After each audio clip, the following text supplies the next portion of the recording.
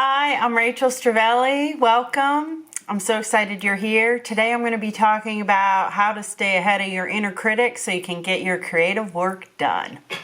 Go ahead and give this video a thumbs up and click the subscribe button below so that you can stay connected and get all of my new videos as soon as they come out. I am so excited to talk about inner critics today because, as you're probably aware, we all got one. We all have this inner critic inside of us who likes to point out the negative things and tries to get us to stop creating. And whether it's a he or a she, or maybe it's some little weird mass that's like a monster blob. Whatever form it takes in your imagination and in your mind, it's there. And for a lot of people, it's what stops you from creating. And so in this video, I'm going to give you a little pep talk and one or two things that I do to work with this inner critic and make sure that I can start creating and that I can keep on creating. So I truly believe that we are all creative. And I mean, if you just look at children playing, they come up with so many great ideas. I love watching my kids play because it's just such an inspiration to me. Like, look, this is wired into us. I believe it's an essential part of who we are as human beings.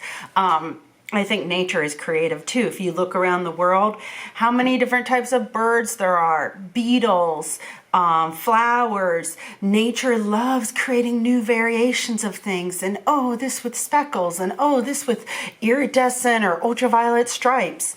And so one of the first ways that I stay creative or like reinvigorate my creativity is to get out into nature. And when I get out into nature and look around and see things, it helps me to soothe that anxious, critical part of me that wants to think that everything has to be perfect. Because if you look around, nature does not worry about making things perfect. Nature just makes things. I mean, there are creatures out there like the duck-billed platypus. It's like, seriously, like, how did that even happen? And I don't know that Mother Nature's sitting there back, arms crossed like, I messed up. Now I'm going to beat myself up and not create anything. No, she made something. Maybe it worked. Maybe it didn't. She just kept on going. And so my biggest belief, two biggest beliefs about your inner critic is just keep on making things. Just keep on doing it. One of the lines I like to use is write faster than your inner critic can keep up with.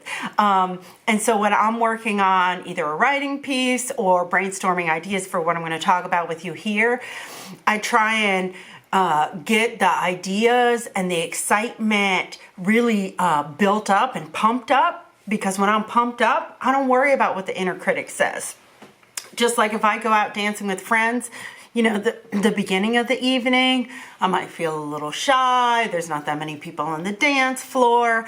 I don't know if my favorite song is on yet, but enough time goes by, I start getting warmed up. And by the end of the night, I don't care if people watch what I'm doing. I don't care if I have the greatest moves. I probably don't, but I'm having fun and I'm moving with the momentum.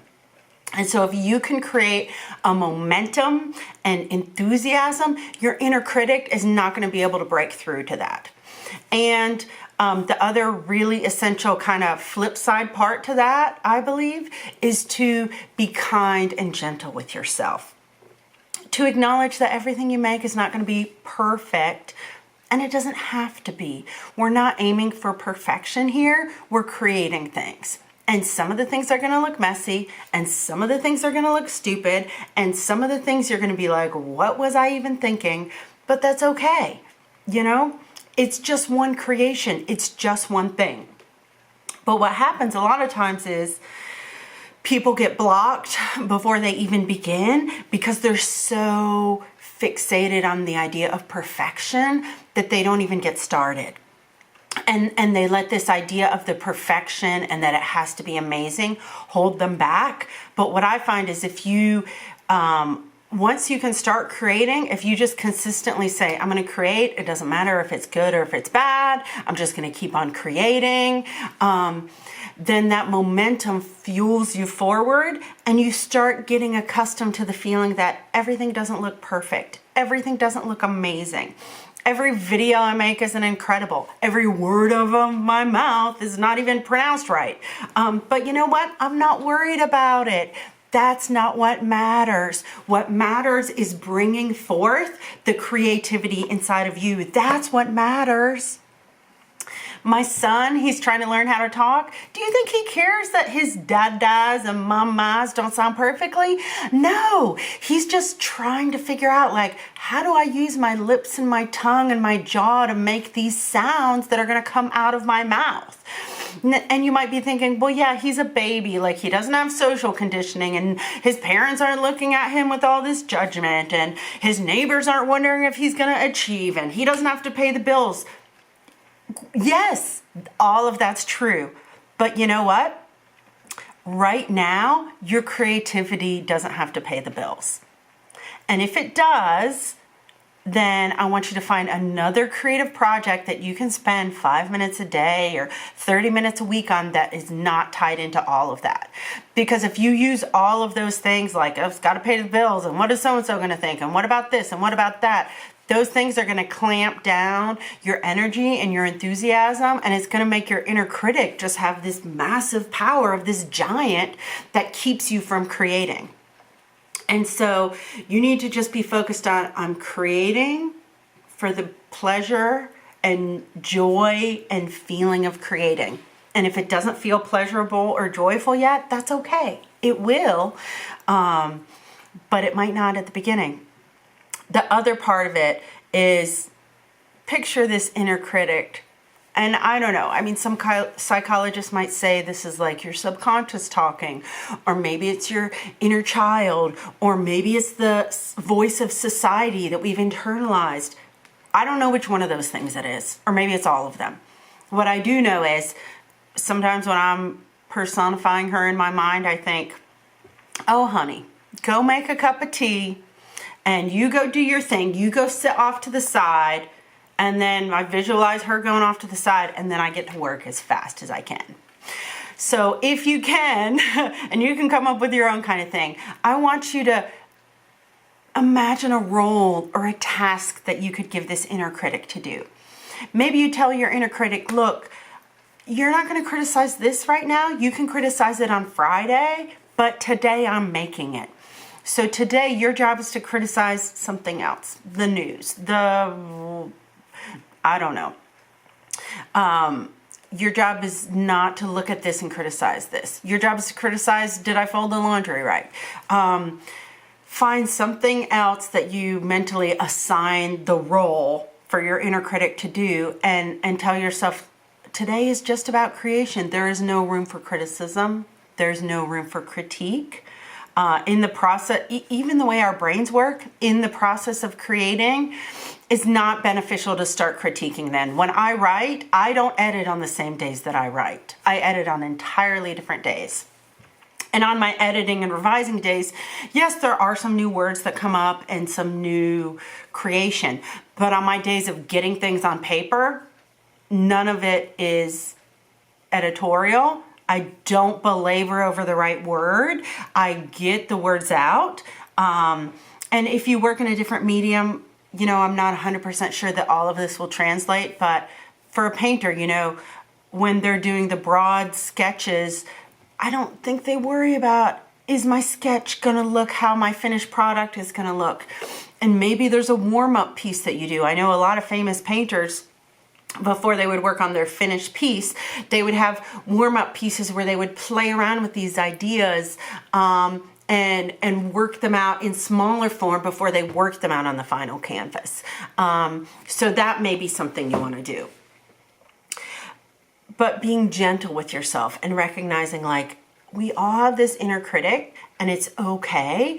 And sometimes if I don't imagine that I've given this inner critic a role, I just say, okay, honey, like the inner critic is like, okay, honey, I'm writing now. I'll listen to you in a little while. Or you can just sit back and I'm going to focus on this and hold all of that. When I edit on Friday, I'm going to listen to everything you have to say. But finding a way to create space between the process of creation and the critique of the creation is essential. And lastly, I'll wrap up by saying, one of the best ways to maintain this momentum and enthusiasm that I was talking about before, that is so essential and critical for when you're creating, is to make a habit for when you're creating. My habit is also set with, I have little triggers set up. I use the same playlist every time I'm writing. I burn the same kind of incense. I always have my glass of water handy. Like, I set up my environment so that the physical things are in place and the same every single time, so that when I sit down, there's the exact tunes playing in the background, the exact smell of the incense burning, the exact taste of my water.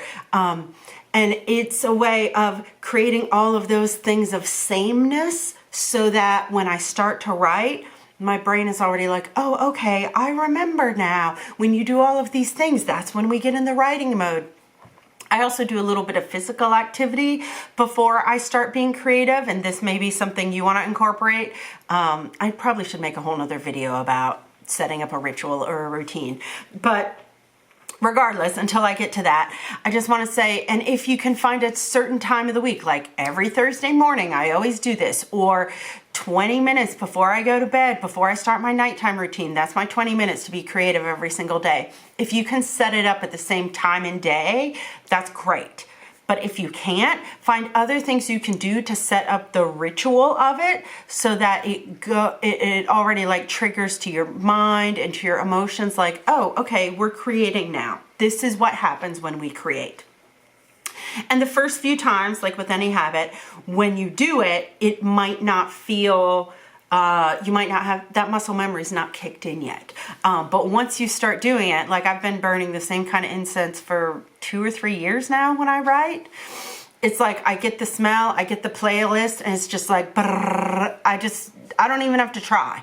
And I'm not saying that to brag, but the impact of working on this repeatedly for a number of years, and I by no means am doing this every day. Well, now I'm almost doing it every day. But over the last 3 years ago, I was not doing it every day. I had 2 days a week, sometimes 3, sometimes just 1 when I was working on this, but I maintained the ritual of it, and I maintained the practice that when I start, I go full force with my energy and my enthusiasm. I don't let critique or criticism in.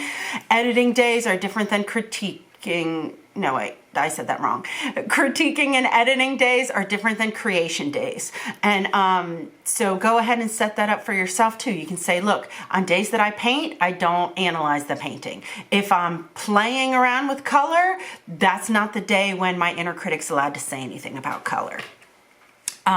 If I'm playing around writing tunes, that's not the day that I'm polishing the tunes. If I'm playing around building my pot on the potter's wheel, that's not the same day I'm critiquing the form of the pot. Does it look right?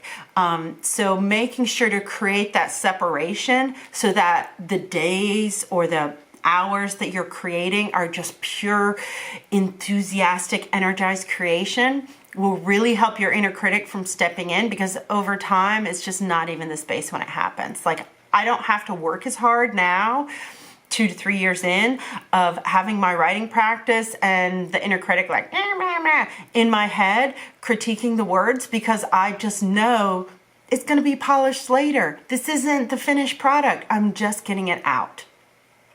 And it feels like such a relief to do that. Anne Lamott, in her book Bird by Bird, she talks about SHITT, first drafts, in case you have any kids in the background listening. And a lot of people find that really motivating. So acknowledging like, oh, the first draft isn't going to be good. The first song version that I write is going to not sound that great. Like, the wording's going to be clunky. The colors might clash. being gentle with yourself and acknowledging that it's a process and things aren't going to be perfect from the beginning is so freeing, and it gives your inner critic the space to be like, oh, okay, we're not critiquing now. This isn't supposed to be perfect. This isn't where I come in. I get to come in a few days when we're polishing and critiquing it. All right. Once again, my name is Rachel, and I'm so glad you're here. Give a thumbs up and click the subscribe button below to stay connected and get all my new videos when I come out. And I hope to see you soon. Bye.